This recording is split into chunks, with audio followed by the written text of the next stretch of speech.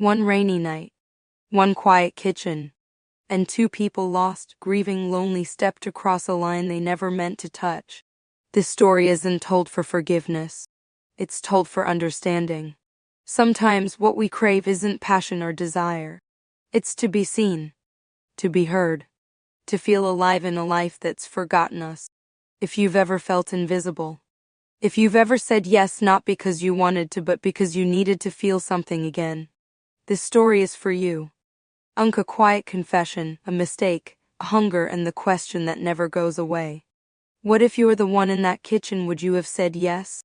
If this story stirred something in you, a whisper of me too, a memory, or just a hollow ache in your chest, you're not alone. Subscribe to Shocking Infidelity Saga for more raw, real, and deeply human confessions from lives you'd never expect. Can please leave a comment. Sometimes your words are the closure someone else is still searching for. Maybe even mine. Hit the bell icon so you don't miss what no one else dares to say out loud. When my nephew whispered his wish to me that night, I froze. It was the kind of wish no adult should ever hear. And yet I said yes. I know how that sounds. Believe me, I know. And if you're already judging me, that's okay. Because if I heard someone else say that, I probably would too. But life doesn't play out like the stories we tell ourselves in our heads. It doesn't follow clean rules or clear lines. It's messy. It's emotional. And sometimes we do things we swore we never would. Just because for the first time in years we feel seen, heard, wanted. Have you ever been there? Have you ever woken up next to someone you thought you loved and realized they stopped seeing you a long time ago? That was my life. I wasn't living. I was surviving. Washing the same dishes, folding the same clothes, cooking the same meals, while feeling more and more like a ghost in my own home. And then Aiden came to stay with us. My sister's boy. 19 years old. Quiet. Respectful. Grieving. He lost his mom, my sister, just a few months before. We all said he could stay as long as he needed. I thought I was helping him heal. I thought I was being the adult, the responsible one. But sometimes two broken people don't make each other whole. They just fit together in the most dangerous way. This isn't a story I'm proud of. This isn't a story that ends with a neat little bow. It's raw. It's emotional. And it hurts. But it's real. And maybe that's why I'm telling it. Not for sympathy. Not for forgiveness. But because maybe you've been there too. Maybe not the same way. But maybe you've felt that ache. That silence. That longing to be touched, even if it's only emotionally, even if it's wrong. So if you've ever felt invisible in your own family, if you've ever had thoughts that scared you, or moments you can't take back, you're not alone. Subscribe to Shocking Infidelity Saga. Because stories like these, they're not just drama. They're emotional confessions. Real. Complicated. Human. And if you've ever been drawn into something you didn't expect, leave a comment. Tell me what you felt. What you would have done. Because when Aiden whispered that wish to me, that soft little voice trembling in the dark, I felt something shift inside me. And in that moment I didn't think. I didn't weigh the consequences. I just said yes. I wasn't the kind of woman who expected grand things. Not anymore. Not after so many years of marriage, where even the basics felt like a stretch mark. My husband Liam, he used to be different. Back when we first met, he could make me laugh so hard I cried. Back then I mattered to him. At least I thought I did. But time has this quiet way of dulling everything. Now, he barely looks up from his phone when I walk into the room. His eyes are always glued to a screen. Football scores, stocks, work email. And me? I became part of the furniture. Useful. Familiar. Taken for granted. We have 2 kids. Teenagers. They're wrapped up in their own worlds. Headphones in. Door shut. They love me. I know they do. But they don't see me either. Most days I just went through the motions. Laundry. Groceries. Dinner on the table by 6. Smile when spoken to. Keep quiet when not. And then came Aiden, my nephew, 19. The last time I'd seen him, he was a boy. No, he wasn't. When my sister passed, we didn't even hesitate. We told him to come stay with us, finish school, get on his feet, start over. He arrived with a single duffel bag, and eyes that looked too old for his age. Grief changes people. It matures them sometimes too fast. From day one, he was thoughtful. He helped carry groceries without being asked. He asked if I needed help before I could even say the words. He listened. Actually listened. Something I hadn't felt in years. The house didn't change. The silence between Liam and me stayed the same. But suddenly I was different. It started small. Aiden would ask me how I was. Not just in passing, he'd look at me and wait for an answer. Sometimes we'd sit in the kitchen late at night, both unable to sleep. He'd talk about his mom. I'd listen. And for the first time in a long while, someone was talking to me like I mattered. Liam never joined us. He was either asleep on the couch or locked in his office, headphones and game on, mind elsewhere. I told myself it was harmless. Just two people, family, finding comfort in conversation. Nothing more. But I started to notice things. Little things. Aiden's eyes lingered just a moment longer than they should have. The way he'd glance at me when he thought I wasn't looking. The way he smiled when I laughed at something he said. Warm. Gentle. Too gentle. And I noticed something else too. How I looked forward to those talks. How I started brushing my hair before coming downstairs. How I chose a different perfume. The one I hadn't worn in years. I felt guilty. But I also felt alive. That scared me. The house stayed quiet like always. But now that quiet was charged with something else. Unspoken things. Unfelt touches. Uncrossed lines. Barely there. There were moments. Like when our hands brushed accidentally as we reached for the same bowl. Or when I caught him staring and instead of looking away, he held my gaze. It should have made me pull back. But it didn't. Instead, I found myself lingering too. Just for a second. Just long enough to feel something. And the worst part, I knew exactly what was happening. And I didn't stop it. Because in a house full of people, I had never felt more alone. Until you walked in and started seeing me again. Not as a mother. Not as a wife. But as a woman. That realization. It changed everything. And deep down, I think he knew it too. It was raining that night. Not just a soft drizzle, but the kind of steady rain that taps against the windows like a whisper you can't ignore.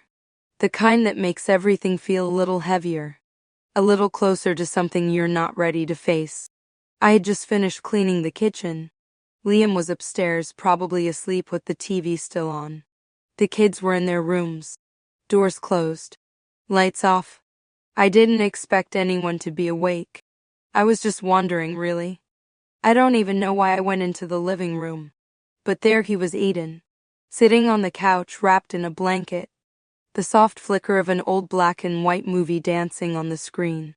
One I used to love. Back when I still let myself love things. He looked up and smiled. Not startled.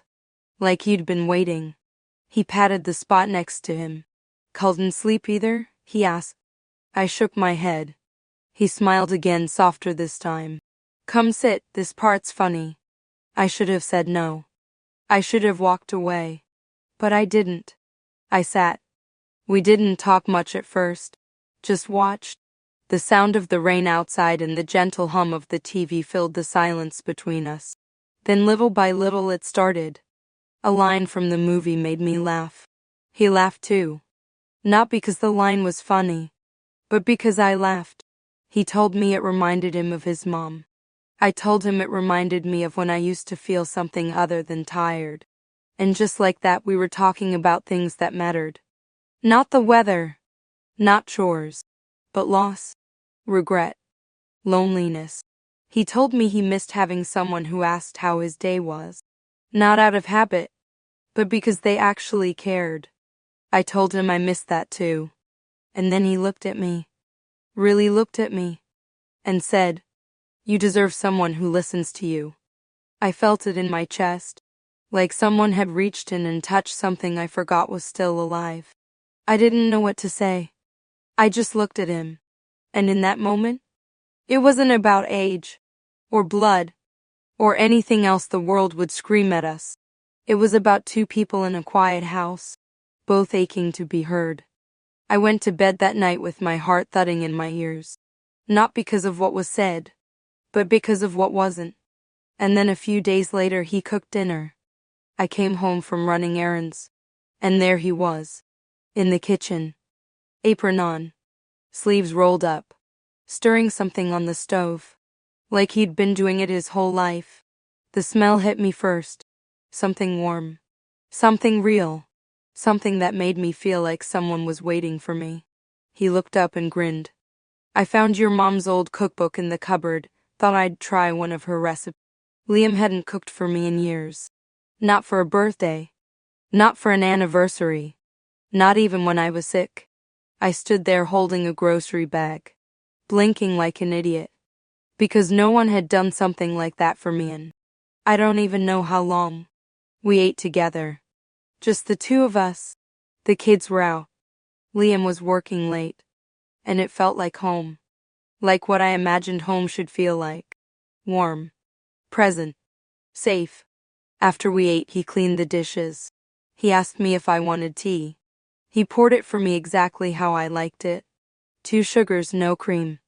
I didn't remember telling him that. I sat there with my tea watching him dry a plate. And I heard this question echo in my mind. So loud I almost said it out loud. Why is my 19-year-old nephew the only one who sees me? I didn't have an answer. Not that night. Not now. But I felt something shifting inside me. Something dangerous. Something soft. Something I wasn't sure I could stop. I'm not stupid. I know how this looks. How it feels. And I know what someone on the outside would say. What I would have said if I weren't living it. But when was the last time I felt desired? I don't mean just touched. I mean seen. Looked at. Like I was more than the woman who folds the laundry, refills the coffee, and remembers to buy everyone's shampoo, but forgets to buy her own. I wasn't looking for this. God, I swear I wasn't. But when someone walks into your world and looks at you like you matter, really matter, it messes with you. Even if it's wrong. Even if everything in your head is screaming to stop. I started feeling it in the smallest ways. Aiden would help without being asked, vacuuming, taking out the trash. He'd compliment my cooking. Really compliment it.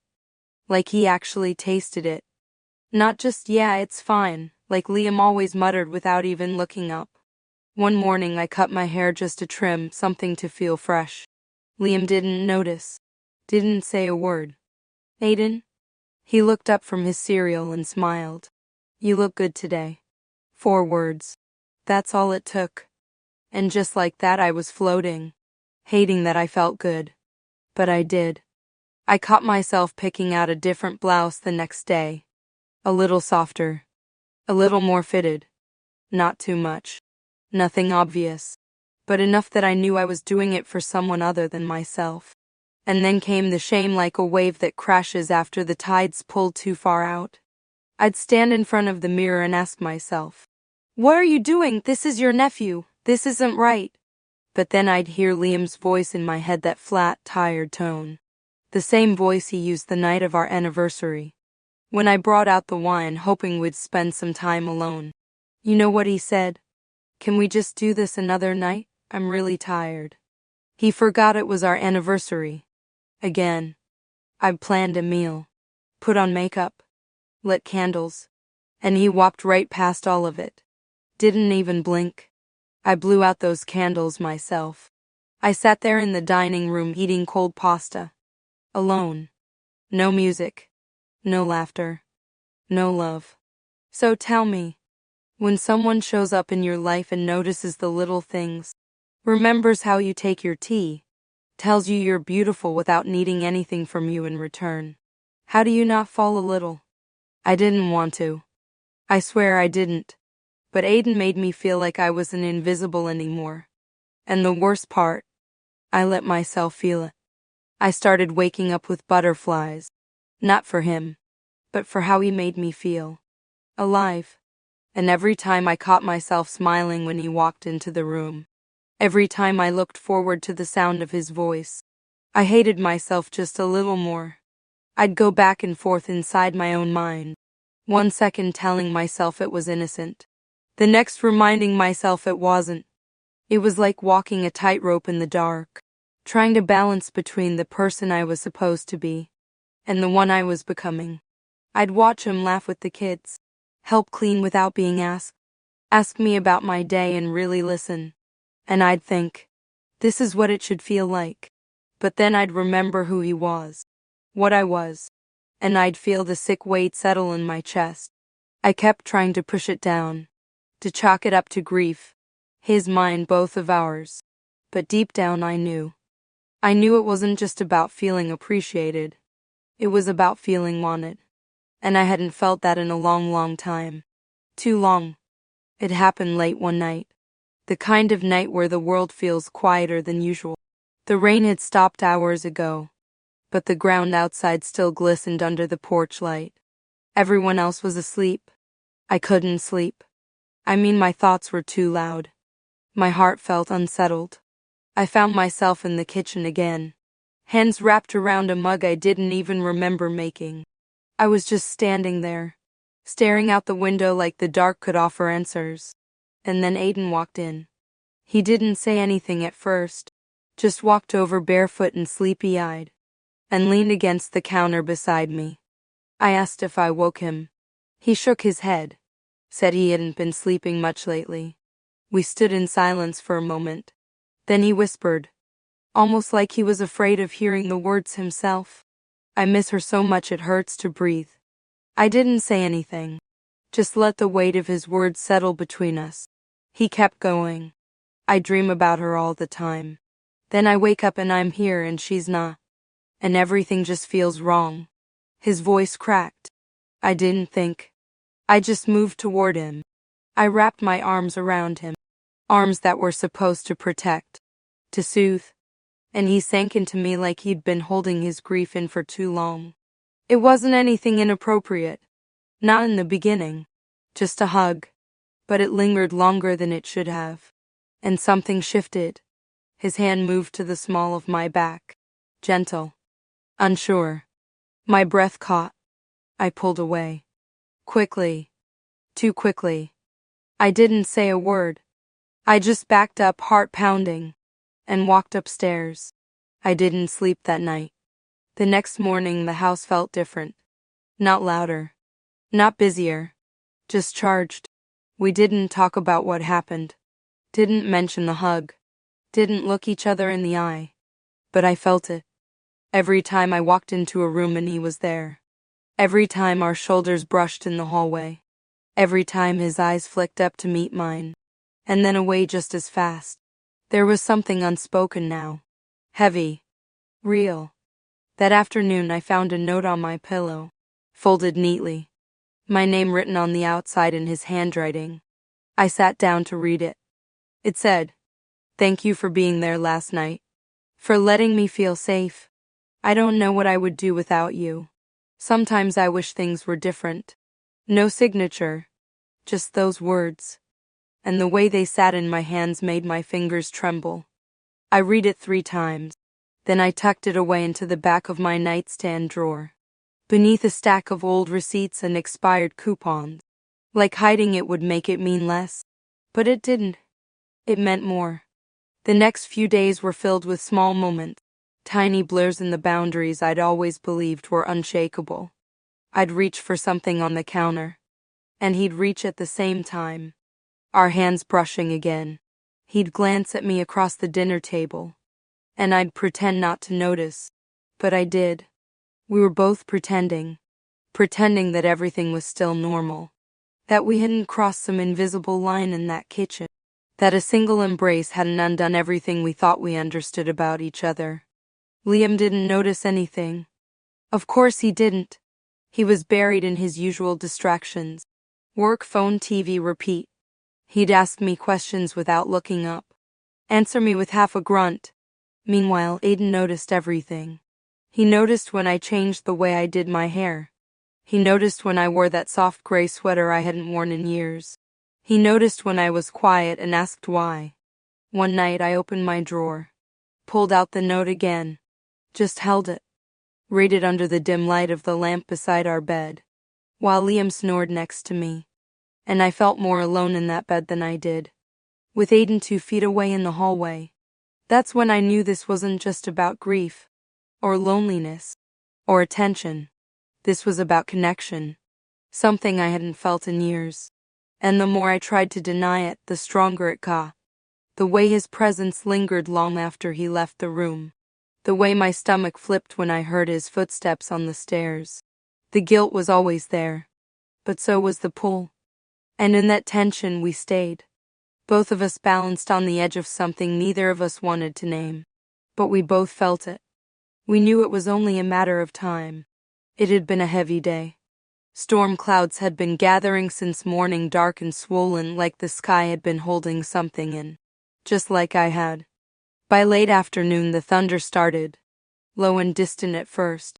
Then closer. Sharper. The kids were spending the night with friends. Liam had gone out for drinks with some co-workers. Said he'd probably be late. Didn't ask if I wanted to come. Didn't kiss my cheek goodbye. Didn't even look up when he left. It was just me in the house. And Aiden. The rain came down hard that evening. Thick, rhythmic slapping against the windows like it was trying to break in. And then everything went dark. The power flicked off with a pop. Lights gone. TV dead. Just the sound of the storm. And the quiet of the house. I lit a few candles. Opened a bottle of wine. I didn't expect him to come downstairs. But I guess neither of us could sleep. I was sitting at the kitchen table, barefoot, legs pulled up under me. The wine glass was warm in my hand. And then I heard him. His voice soft in the hallway. "You okay?" I looked up. He was standing there in a t-shirt and sweatpants. Hair tousled. Eyes catching the candlelight in that way that makes everything feel too close. Too real. I nodded. Poured him a glass. He sat across from me. We didn't say much at first. We didn't need to. The storm outside spoke for us. Loud, raging, unapologetic. And inside, it felt exactly the same. We drank. Laughed once or twice. That nervous kind of laughter you use when you don't know what else to do. With the tension pressing down on your chest. Then, after a long silence, he said it. His voice barely above a whisper. Like he wasn't sure he was allowed to speak it out loud. "I just want to feel close to someone again." He looked away. Then back. Just once. My whole body went still. The kind of stillness that comes when everything inside you is suddenly screaming. Torn. Because part of me, the part that had raised him, protected him, promised to be his safe place, that part said no. But the other part, the woman in me, the one who had spent so long aching to be seen, to be touched, to be held like she mattered, that part leaned forward. My heart was pounding. My mouth went dry. I stared at him, and all I could think was, why does this feel more real than anything I've had in years? He didn't move. Didn't push. Didn't even look hopeful. Just honest. And lonely. Like me. My lips parted before my mind could catch up. I heard the word slip out of me. Okay. Just that one word. Soft. Shaky. But it held everything. His breath caught. Mine did too. For a second we just sat there. Locked in that moment. Where everything changed. Where the rule shattered. Where silence became permission. I could still hear the rain. Still see the flicker of candlelight dancing across his face. Still feel the weight of every decision I was making in that breath. I wish I could tell you I pulled away. That I remembered who I was. What I was. That I ran upstairs and shut the door. But I didn't. Because I wanted it. Not the act. Not the crossing of some moral line. I wanted to feel close to someone again. Just once. And that night, with the world outside crashing down, and the house wrapped in darkness, I leaned in. And I said yes. The next morning I woke up before the sun. I don't even remember falling asleep. I was still in the same clothes, still smelled like wine and candle wax and rain. The sheets were cold beside me. Liam hadn't come home until late. I heard the garage door sometime past midnight, followed by the creak of his footsteps upstairs. He didn't say a word when he came in. Didn't notice anything. Didn't ask. I laid there in the dark, still as stone. Eyes wide open. Heart racing. Mind trying to rewind time that wouldn't rewind. And in the soft blue light of morning the guilt came. It didn't slam into me all at once. It came in slow waves. Quiet. Drowning. I couldn't look at myself in the mirror. Not that day. Not the day after either. I tried to act normal. Tried to smile when the kids came home. Tried to keep my hands from shaking when I poured cereal or folded towels. But something was off inside me. Everything felt crooked. Like nothing would sit where it used to. And Aiden, he barely looked at me. He'd walk into a room, glance my way, and then pretend to be focused on something else. His phone. His textbook. A glass of water that didn't need refilling. He was quiet. Quieter than usual. But it wasn't grief this time. It was distance. Awkwardness. Maybe shame. I don't know. And I avoided him too. I couldn't help it. Every time I heard his footsteps down the hall, I'd duck into another room. Every time he entered the kitchen, I suddenly remembered something I needed from the garage. I couldn't meet his eyes. But I watched him when he wasn't looking. I studied his face at dinner. Tried to read his silence. Wondered if he hated me now. Or worse, if he didn't. Liam noticed something. Not everything. Just enough. He asked me one night casually without looking up from the TV. "You okay? You've been kind of quiet." I said I was fine. Just tired. Blamed it on the storm. Blamed it on the weather. Blamed it on anything but what it really was. He nodded, already half lost in a basketball game. Didn't press. Didn't even look at me. And that should have made me feel relieved. But all it did was make the guilt louder. A few days later I found another note. This one wasn't on my pillow. It was slipped into the pocket of my sweater. The one I always left draped over the back of the kitchen chair. I didn't find it until later that night. I was cleaning up after dinner, reaching into the pocket for a tissue, and there it was. Folded small. Familiar handwriting. I stood in the laundry room to read it, where no one could see me. I didn't mean to ruin things. I just wanted to matter to someone. "I'm sorry." Just that. No greeting. No name. No signature. But I knew. My fingers went numb. The room felt too small. Too quiet. I sat down on the floor right there next to the dryer and read the note again.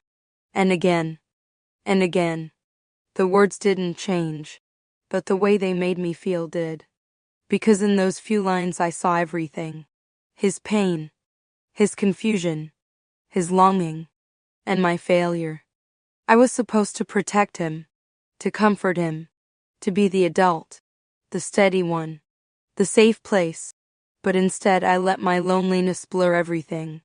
And now neither of us could breathe right. Later that night I took the note with me into the bathroom. Turned on the shower to hide the sound. And I cried. Not quiet tears. Not polite ones. The kind that shake you from the inside. That choke you. That make your knees weak. I sat on the floor of the tub, knees pulled to my chest. The note clutched tight in my hand. So tight it wrinkled. Softened. Nearly tore. And I cried because I didn't know how to undo it. I didn't know how to take it back. I didn't know if I wanted to. I just knew something had broken. And no one else even knew it was broken. Only me. And him. And the silence between us. Thick. Sharp. And full of things we couldn't say. And in that silence I stayed. What kind of woman does this? What kind of aunt? Those words have echoed in my mind every day since. Sometimes loud.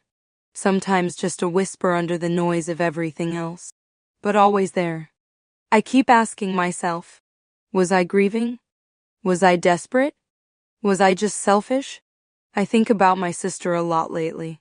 Her voice, her laugh, the way she used to call me out when I was being too soft. She trusted me. I remember holding her hand in that hospital room making a promise. A promise I meant with everything in me. That I'd look after Aiden. That I'd keep him safe. That I'd be the person he could always count on. And I failed her. Because instead of being his safe place, I let my own pain blur the lines. I let my need for comfort outweigh his need for protection. He was 19. Technically an adult. But grief doesn't respect age. And neither does loneliness. So now I sit with this question I can't escape. Was it love? Or was it something darker? Because it felt tender. It felt real. It felt like two people, both drowning, reaching for each other in the dark. And for a moment we found air. But that doesn't make it right. Was he truly mature? Or was he just wounded? Was he reaching for me because I was there? Or because he didn't know where else to put all that pain? And what about me? Was I reaching for him because he reminded me of something I'd lost? Because he made me feel seen? Or was I just hungry? Hungry for touch, for connection, for something that reminded me I was still alive. I think I confused his need for love with permission. I think I mistook his kindness for desire. And I let myself believe it was okay. Just once. Just that night. But nothing that matters happens just once. There's always an after. He left for college a few weeks later. Packed his bags quietly. Hugged the kids. Said thank you to Liam. Looked me in the eyes and said, "Take care of yourself, okay?" And that was it. We've never spoken about it. Not once. Not even in a glance. The day after he left, I opened my nightstand drawer and found both his notes. Still folded. Still waiting. I almost threw them away. I should have. But I didn't. They're still there now. Tucked beneath old receipts and birthday cards I never mailed. Two little pieces of paper that hold everything I can't say out loud. Sometimes I take them out. Run my fingers over the creases. Read the words again. Try to figure out who I was in that moment. Try to understand how I got there. But there's no neat answer. No clean ending. Just questions that don't go away. I want to believe I was trying to comfort him. That I was trying to give him something soft in a world that had gone hard. But the truth is, I don't know who I was trying to help more. Him or me. All I know is, he had a wish, and I gave it to him. But at what cost? Would you have said yes? If it were you in that quiet kitchen, with the storm outside, and the emptiness inside growing louder by the second? Would you have done what I did? Or would you have walked away?